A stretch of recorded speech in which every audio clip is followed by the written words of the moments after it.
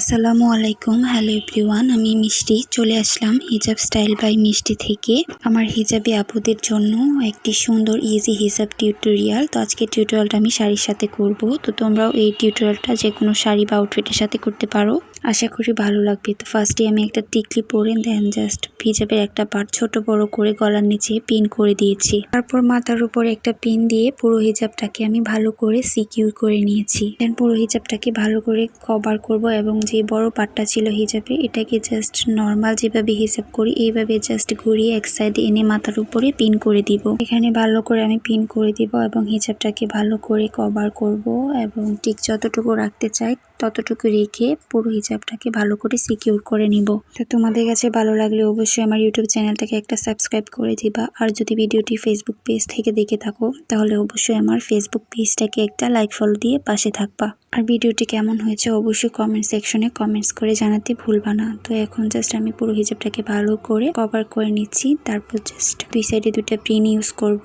Pin বা blues তোমাদের পছন্দ মতো, তোমাদের যেটা ভালো লাগে সেটা ইউজ করতে পারো। তো এখানে আমি পিন ইউজ করব।